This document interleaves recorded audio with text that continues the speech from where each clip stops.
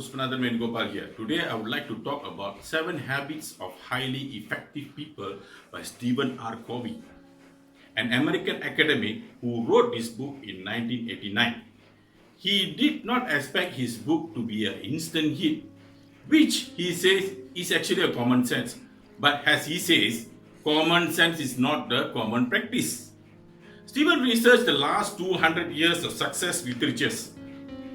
And interestingly, last 50 years, towards the end 50 years of the 200 years, most of the book actually focus more on personality ethics.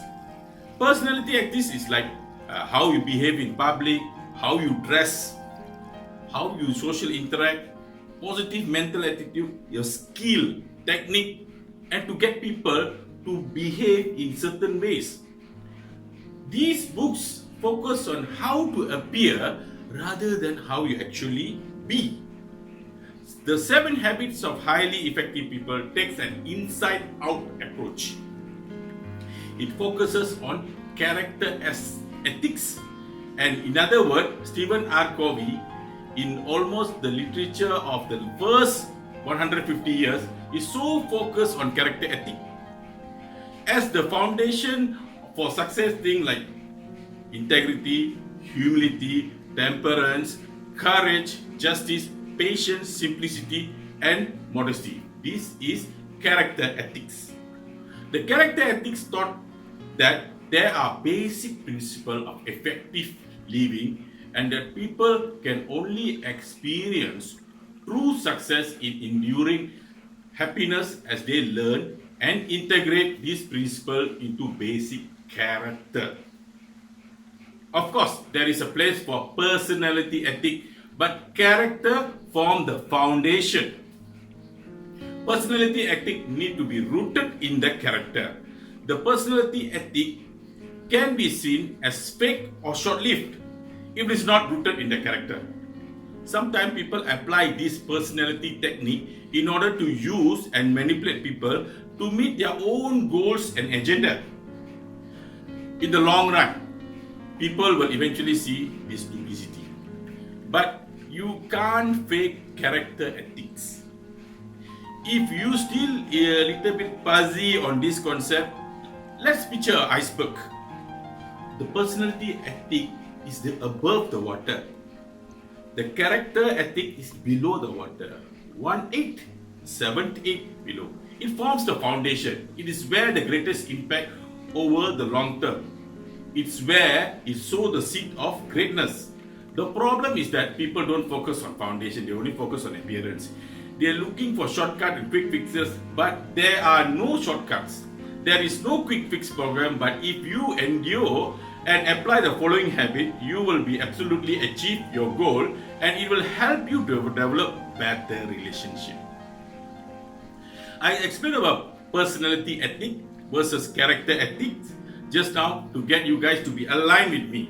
This topic is quite common sense but needs some reckoning as we are too much engrossed into common behavior which might not be the common sense. Habit number 1, being proactive.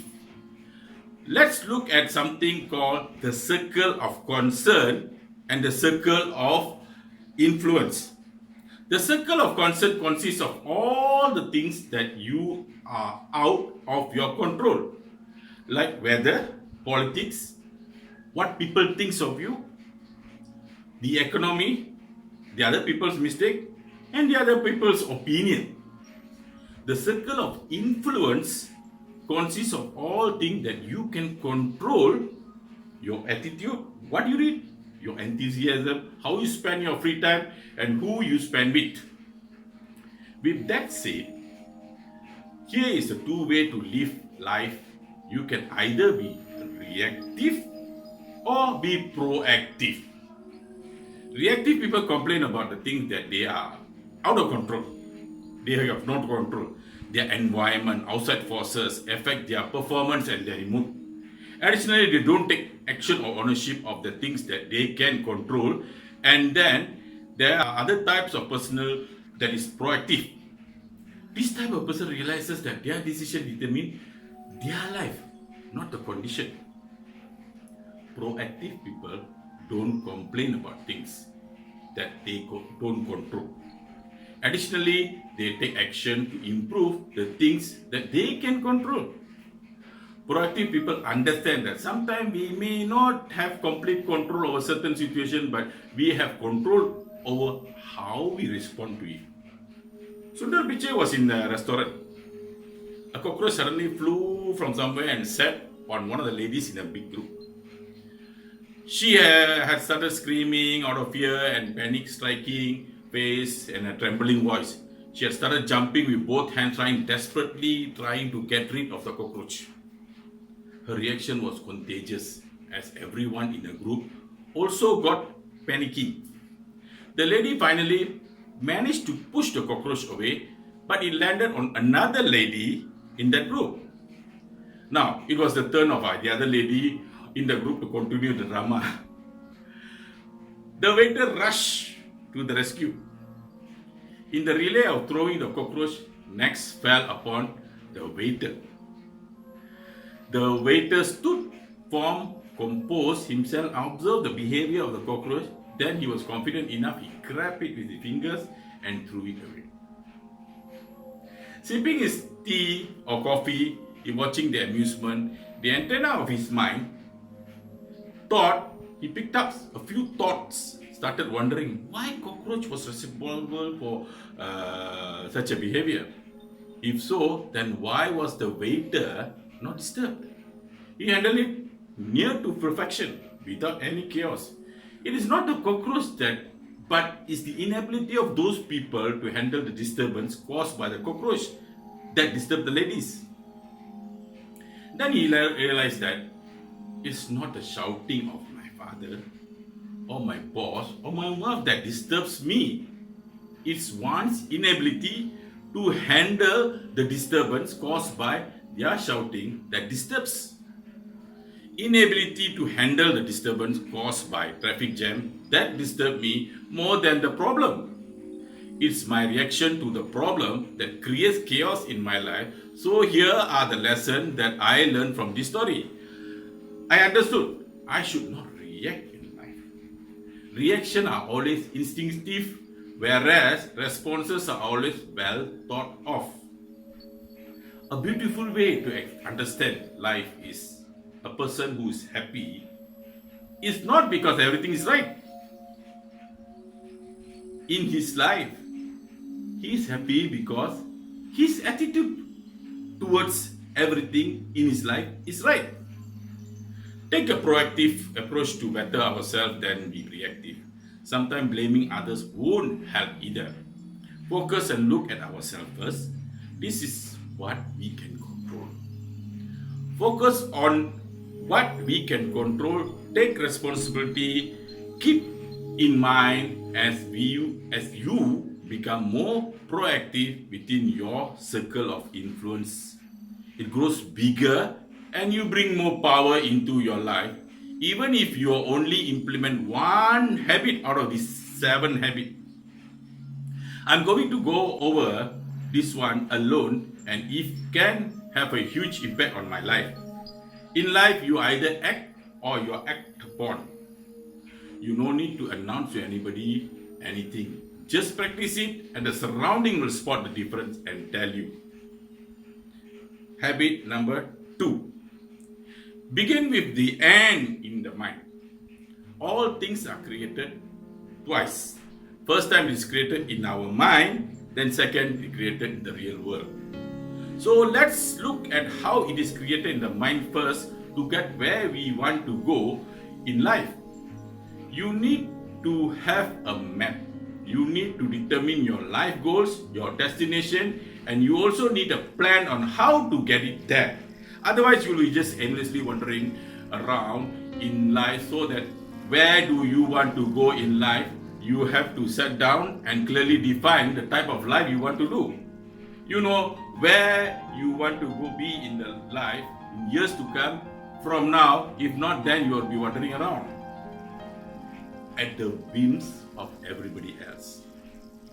Let me put it another way. Picture your life like a road leading a journey. You are in the road leading a journey. You are traveling far and wide in life, working hard, doing the right thing, and making progress up in the road month by month, year by year. Then, as you get towards some destination, you suddenly realize the journey was wasted. As you got to the different destination, the whole time, a lot of people live their life like this way. They don't have a vision for their life, don't have what Stephen called a personal vision statement. You need to have a conscious effort rather than other people control your destination. This is why this habit is so important. You need to figure out your destination first and then work towards it. If you are not really clear on what your purpose is, then think about end of your life and how do you want to be remembered. Why do you want to be remembered? For what? For that, find your purpose and make sure it has a strong will behind it. It is not something like having a lot of money, but something that you have a real passion for. You weren't put here to make money, buy stuff, and then die. You have something to contribute to the world. You can either add value, so please find out that it is instead of asking what life have to offer. You ask what you can offer life, so take the time to think about your purpose, think about your value, and write it down, your personal mission statement. Can it be very simple as it can be? What you want to do to keep the mission always there? You always keep your mission at your forefront. Whenever you make decision, you see it's aligned with your mission statement. This will create you a track, create your ideal life and your legacy. It can be whatever you want, dream big, don't hold yourself back. Most of the time, the thing that holds us back is ourselves, nobody else. Realize that anything is possible, so define how you want your life to be right now. Don't let the past or anything else hold you back. You write the script of your life. No one else is the programmer. Habit number 3. Habit 3 is to put first thing first. If habit 2 were to say that you are the programmer, then habit 3 is to write the program. This is the second creation as we learn in habit 2. Coming into real world, our mind. All things are created twice, first in the mind and then in the reality. Habit 3, putting first thing first, is where you take the step and action required to make your vision a reality. This is where we begin examining our daily routines and habits. Ask yourself, what's the most important thing in your life for you? At this moment, is probably your significantly other than finishing maybe your school, improving your health. Okay, you want to go ahead with your business. It's not checking social media of your friends' status that happening now, like in Facebook or Instagram.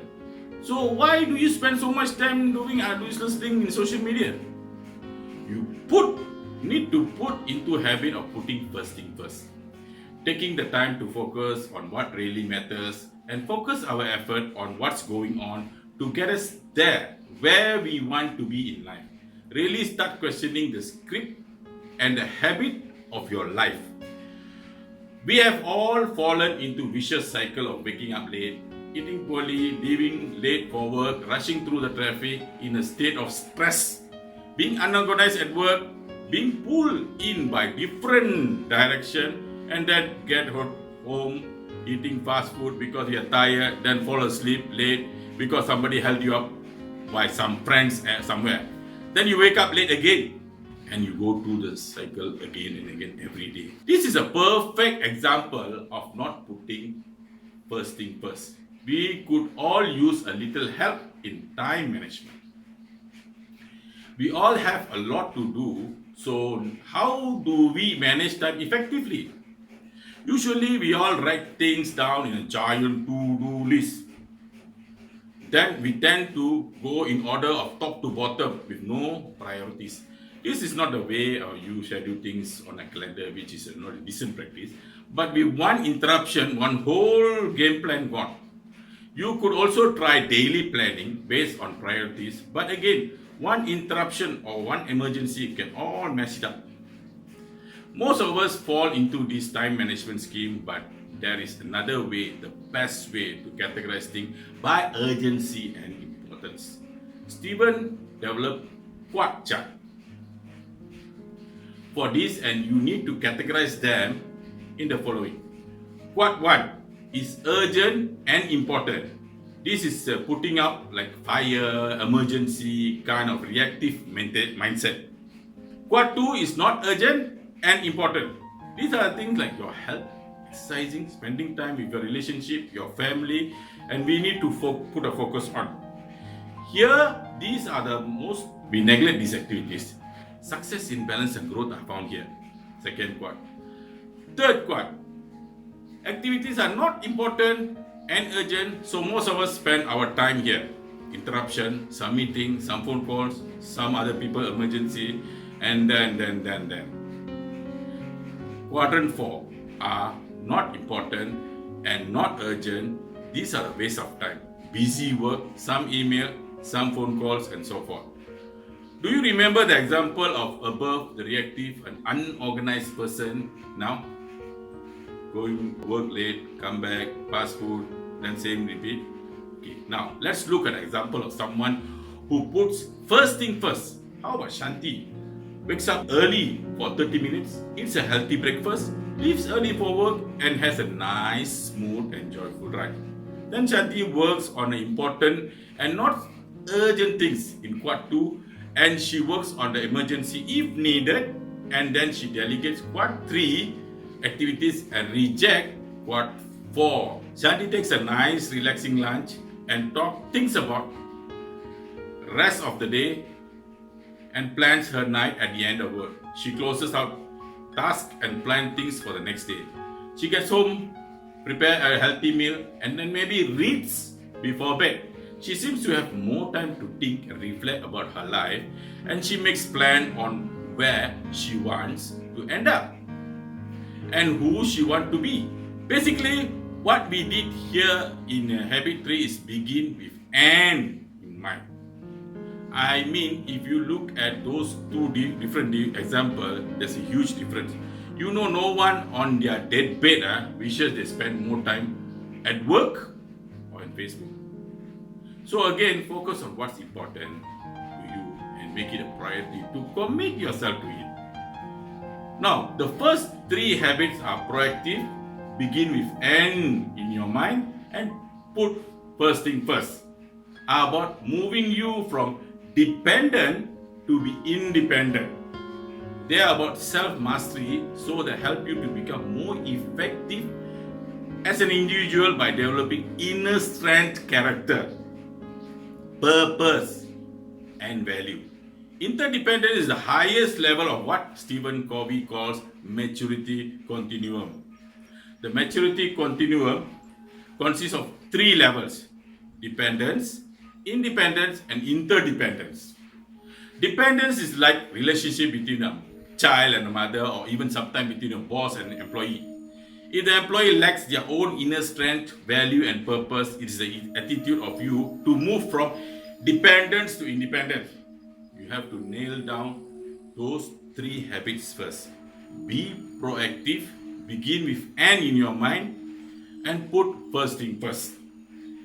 Interdependence is where you think like a team. Think family, think marriage, a team mentality. We accomplish what we can do together is the attitude of we.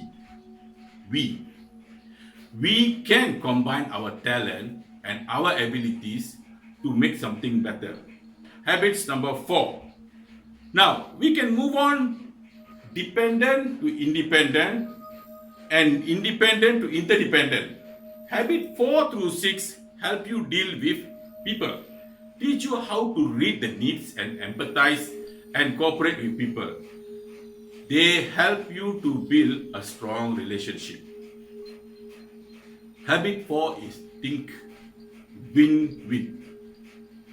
All interaction between people constantly include some sort of negotiation, big or small, where to go for dinner, what movie to see. There is actually a sixth paradigm of human interaction. The six paradigm of human interaction are: first, win-win, win-lose, lose-win, lose-lose, win, and no deal. Win-win. You and I both end up happy. The win-win paradigm aims to find a solution that benefits both sides, where everyone is happy with the decision and commit to the plan. People with win-win frame of mind value cooperation over competition and believe that there is a plenty of money, success, happiness, and good fortune to go around. Of the six paradigm of human interaction, this one is considered the most positive, help you to focus on the synergistic communication. Reaching a win-win resolution can be difficult and sometimes feel impossible. It often requires you to persist a dialogue longer. Even when you feel you reach a stalemate, you also must listen carefully and genuinely try to understand what the other person's perspective and goal. Then respectfully express your own point of view. Eventually, both parties can reach a solution that neither could have come with on their own. Win or lose, I beat you. The win or lose paradigm makes everything a competition, making it seem like one person's success must come at the expense of someone else's success. Leaders with win-lose mentality use an authoritarian style of leadership. People with their mindset tend to use their authority, power, status, personality to get what they want. Most people have a deeply embedded win-lose mentality that taught early on and reinforced through different life experiences. It is likely to be one of the six paradigms of human interaction that feel most natural to you. Sports is built on win-lose paradigm. You can't win a game unless the other team lose. And in our system of law, somebody must be found guilty so that the other guy found innocent. This is win-lose. While there is a situation when a win-lose approach is appropriate, most of life call for cooperation, not competition. Win-lose. You can have your way and I'll deal with it. Lose-win. People with a lose-win paradigm are more interested in taking the path of least resistance than getting what they want. They generally want to appease and gain acceptance by other person, and they tend to be intimidated by others' strength and shy away from expressing their own wants and feelings. Leaders with this paradigm of six paradigm of human interaction have permissive, indulgent style of leadership. Win-lose people enjoy dealing with lose-win people because they face no resistance in getting what they want. But both win-lose and lose-win paradigms stem from personal weaknesses and insecurities. People who use a lose-win or win-lose paradigm haven't made effort towards synergistic communication and working on their self-paradigm. People with lose-win mindset not only in their interaction but also in their own well-being. They tend to suppress a lot of feelings, which can fester and bubble up in anger, resentment, cynical, and psychosomatic illness that can especially affect respiratory, nervous, and circulatory system. Lose-lose. If you can't win, you won't either. When two people with a win-lose paradigm get in a standoff, the attitude can be devolved into a vindictive lose-lose mentality, meaning that you want the other person to lose so badly that you are willing to take the hit as well. Lose-lose is a result of getting so focused on demise of your enemy that you become blind to everything else, including your own well-being. You may also develop a lose-lose paradigm if you are very dependent, have no sense of personal direction, so you think that if you are unhappy, then others should be.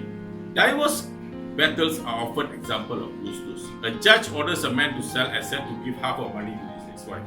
The man sells his car, maybe worth about 10,000 for meager $50 and hand over $25 to his wife. He does the same to the rest of the asset, selling them far less than the true value, so the wife will get less. Next paradigm, win. A win paradigm is different from win-lose or win-win because it only focuses on your own outcome. If you have a win mentality, you want to get your one whether the other person wins or lose. The win paradigm is an every man made for himself mentality. You are concerned with taking care of yourself and you expect others to do the same for themselves. Win-win or no deal. Sometimes a win-win resolution is impossible and it's better for relationship if you walk away from the negotiation altogether. If the other party can't see clearly eye to eye, both of us are at odds and entirely different goal and expectation, it can only save a lot of tension and problem in the relationship to forego that deal and keep the relationship happy, an option open to collaborate something else down the road. This is where the win-win or no deal paradigm comes in. With this framework, you are determined to find a solution that benefits both parties. And if that's impossible, you are at peace with walking away from the deal, knowing that your goal and value don't align in this situation. This paradigm can be especially useful in families. For example, if you can't decide on the movie that everyone will enjoy for the family night, skip the movie, do something else. No deal is not an option in some cases. For example, if you can't reach an agreement on something, you may not be willing to walk away from your spouse, certainly not, because you have a child. In those cases, you can't find a compromise, which is lower form of win-win. Choose the right paradigm for any situation. Not one can fit all. No single one of 6 paradigms of human interaction is best for every situation. There will be at times when different frameworks are appropriate. The challenge is to have an accurate enough perspective of a situation to determine without just defaulting to what your scripting has ingrained in you. Win-win is usually best for interdependent relationship. However, in interdependent relationship where two people are working together to achieve something, win-win is generally the only viable option. If both parties doesn't win, don't win, they both ultimately lose in long-term effectiveness of the relationship. Working on this paradigm will also help you develop synergistical communication habit. Habit number 5. This habit seeks first to understand, then to be understood. Nelson Mandela is the son of tribal chief in South Africa. His father will go to many meetings where they sit around a fire with other chiefs. What he does? Nothing. He just listens. Nelson also will keep quiet, watching the whole thing. The father will only speak after everyone finish. This is the power of listening. He understands first before he speaks to be understood. That's a great point, isn't it? For us to understand someone, we have to listen to them, not the other way around. It is common sense really, but most of the time this is how our relationship pay out. We often get mad at people because they don't think the way we think. We all see the world differently. We all see the world through our own perception, opinion, and our experiences. We can't understand someone unless we really listen to them, try to understand their own perspective. First, try to understand how the feeling. This is called empathetic listening. This is the highest level of listening. The other types of listening is being ignoring, pretending to listen, selective listen, and attentive listening. None of those are very effective, but most of us listen using one of these levels. Most people don't listen with the intent to understand. We listen with the intent to reply before the other person even finishes. So before you judge, before you take action, before you contribute, just listen. Habit number 6. Habit 6 is synergy. The idea behind is that different people bring different opinion, different idea, different perspective and strength to the table instead of simply tolerating and accepting these differences. Let the differences be there. We should celebrate them. We should value these differences. This is why any good CEO does. They get the different subject matter expert and get their input to come up with the best solution. With synergy, 1 plus 1 can equal to more than 2. Think of how individual units can work together to create something even bigger. In addition to merging with another company, a company may also attempt to create synergy by combining product or market. For example, a retail business that sells clothes may decide to cross-sell the product by offering accessories such as jewelries, belt to increase revenue without increasing retail outlet or even manpower. Habit 4 to 6 deal with relationship. These 3 habits can help you to have an effective and interdependent relationship with others. Habit number 7. This is the last habit. Is to sharpen the saw. Suppose 2 people are given a task of chopping down a tree in 6 hours. Person 1 start chopping down the tree without sharpening the axe. Whereas person 2 takes some time to sharpen the axe and then start to chop down the tree. Who do you think can chop down the tree earliest? So how do you become your best self? You improve all 4 areas constantly.